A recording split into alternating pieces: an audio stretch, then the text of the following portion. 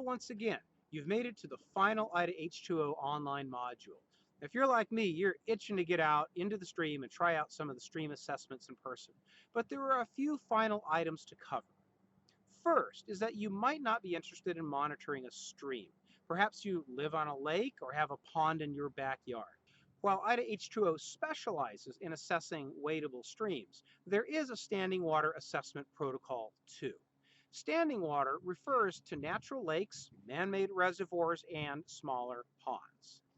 All three assessments are combined in one data form. In this module, I will refer to all standing water as lakes just to keep things simple. But remember, while there are many similarities among these types of standing water, there are also differences. So lakes act as sinks or storage areas for water and also for many types of pollution. Sediments, chemicals, and nutrients that flow down tributary streams are concentrated in the bottom of lakes. Water flowing out of lakes are sometimes cleaner in some ways than water flowing in. Sediment and phosphorus usually drop out of the water column and into the lake bottoms, though lakes contribute other pollution types like increased temperatures and cyanotoxins. Professionals use sophisticated methods to sample water throughout the water column. A comprehensive lake monitoring program will have sample sites along the edges for early detection of pollution impairment and deep mid-lake locations to show long-term trends. You will geolocate and register your site with the IDAH2O program just as you do with stream sites. If you want to monitor from one dock or shore site, that's fine. You can still provide informative data. But you can also monitor two lake sites, say one from a dock and one from the deepest point in a boat. That is even better. Always wear your PFD or life jacket, and don't sample in rough conditions, rain or electrical storms, with thin ice or other unsafe conditions. IDAH2O recommends also monitoring the inflow and outflow of lakes to provide a more comprehensive data about how the lake changes the water qualities and how the water flowing out is different from that flowing in. You should monitor a lake about monthly, starting right after ice out through just before it freezes over again in the fall. The habitat assessment should only be done once, sometime in July. Our hydrologic information system can handle more data too, so if you would like to contribute more frequently, that's okay too. IDAH2O equipment is best suited for studying the surface or epilimnion of the lake. Monitoring should be done at about 0.5 meters in depth, that is, just below elbow depth. Only the Secchi disc can be lowered down into the water column to determine transparency. Remove your sunglasses and lower the Secchi disc over the shaded side of the boat and into the water. Continue to slowly lower it until you can't see it anymore. Mark the tape measure or rope at the surface with a clothespin or paper clip. Lower it a little more, then slowly bring it back up until you can see it again. Mark this measurement at the surface. Bring the disc back into the boat and find the midpoint between your two marks. This is the average of the two readings and is considered the Secchi depth. If the Secchi disc hits bottom before it goes out of view, note that depth in the form and add a comment that you hit bottom and could still see the disc. Or use the transparency tube instead and note the depth in centimeters. If rooted vegetation gets in the way, move over a little and try again, or just use the transparency tube. Remember that your surface monitoring will miss important phenomena deeper in the water column. Temperature will drop in deeper lakes at a point where the sunshine stops penetrating. This metalimnion causes the lake to stratify into two distinct layers, with warmer water floating on top of colder, more dense water. You need to use an electronic meter with a submersible sonde or probe with a long cable to measure meter by meter differences in temperature, dissolved oxygen, and other factors. IDAH2O does not collect these data, but many other citizen science programs do. For the assessment, follow the same general guidelines as described for stream assessments. Remember that some stream monitoring techniques don't make sense in a lake. Stream velocity, for instance, and Woolman pebble count are not included in standing water assessments. The biological assessment includes a question about whether you can see an algal bloom present. Look for green scums, algae mats, or green color evident.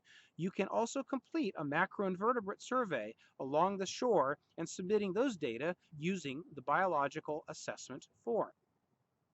Aquatic invasive species are a threat to lake and stream ecosystems, and some can lead to disastrous results for irrigation systems, hydroelectric plants, and recreation areas. Plants can grow unabated, choking out fish habitat and making for dangerous swimming conditions. Mussels will grow so quickly and thick that they can clog water intakes and damage hydroelectric plants. Non-native snails, crayfish, fish, and amphibians can disrupt ecosystems by eating everything in sight. Humans spread invasive species from places far away to new areas without natural balances. Many species enter our waters in the bilges of boats and ships. Waders with felt are particularly susceptible to movement of New Zealand mud snails and some aquatic plants. Some types of anchors and boat engines can also harbor invasive species from one place to another. Remember the mantra to always clean, drain, and dry. Clean all mud and plant material from your sampling equipment and waders. Drain all standing water from your boat's bilges, motors, anchors, and other equipment. Dry all surfaces and compartments. Here are a few invasive species of particular concern for Idaho. Eurasian water milfoil is a submersed macrophyte or aquatic plant that overwhelms shallow lakes by forming dense beds. While it creates lots of dissolved oxygen during the day, as all plants do, it consumes dissolved oxygen at night. This exacerbates an already wildly swinging DO situation for fish and can basically make entire bays uninhabitable for fish. It is highly invasive, being very difficult to manage once it is in place. If you've ever tried to swim through a dense milfoil area, it's very difficult. I have heard of swimmers becoming entangled and drowning, although I can't verify that was the cause. There is a native version, the northern water milfoil. These have fewer than 12 leaflets on their compound leaves, where the Eurasian version has more than 12. These two will hybridize, creating a plant that's even more difficult to control with herbicides. New Zealand mud snails were originally found in the U.S. in the Snake River of southern Idaho. These tiny pinhead-sized snails reproduce very quickly, taking over entire areas of a river. They feed on so much of the available algae that it reduces the food source for aquatic macroinvertebrates and therefore reduces the food available to fish. They are not at all nutritious to fish and in fact can pass through a fish's digestive tract unharmed. This is one species that is particularly susceptible to being caught in the felt underfoot portion of waders and inadvertently spread to new waters. Zebra mussels and their cousins quagga mussels have become a massive nuisance, causing great economic hardship in the Great Lakes and other areas where they have invaded. These mussels were first discovered in the Great Lakes areas in the 1980s, likely being transported from the Caspian and Black Seas in the ballast water of transoceanic cargo ships. Adults can live up to 30 days out of the water and can produce prolific offspring. A water body with a new invasion can go from a beautiful beach to a stinky, sharp beach overwhelmed by mussels in 2 years. That's what happened to the beach here on the bottom left of this slide. That was a beautiful beach 2 years before this photo was taken. Unlike native mussels, they attach to almost anything and will grow inside of irrigation pipes and hydroelectric intakes, badly clogging them. If you find mussels attaching to a dock, piling, or other hard surface, let me or the Aquatic Invasive Species Program know.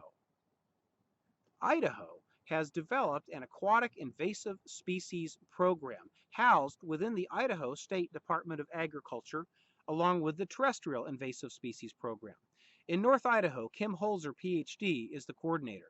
Each region in Idaho has a program coordinator plus all other knowledgeable staff who can assist you if you think you see an invasive species or just aren't sure. You can find lots of information about the program and about invasive species of concern via their website here on the screen, plus elsewhere in the module. It's always better to contact me or an invasive species specialist, even if you aren't sure. It's our job to field questions and inquiries about potential invasive species. Remember, there are many more aquatic invasive species in Idaho than the 3 I mentioned here. There's just not enough time to cover them all in this workshop. If you wish to continue with additional citizen science initiatives, one possibility is to add the Crayfish Observation Citizen Science Program to your stream or lake monitoring. IDAH2O is the Idaho coordinating organization for the River Mile's crayfish programs.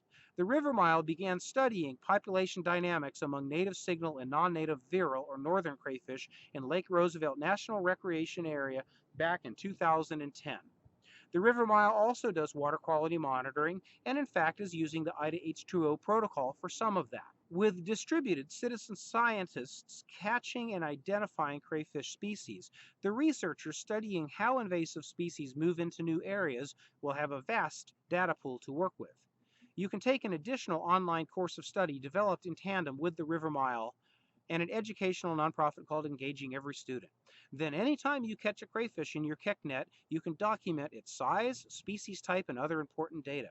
Crayfish are easy to identify to species since there are only a few types, and they are plenty big enough to see and hold.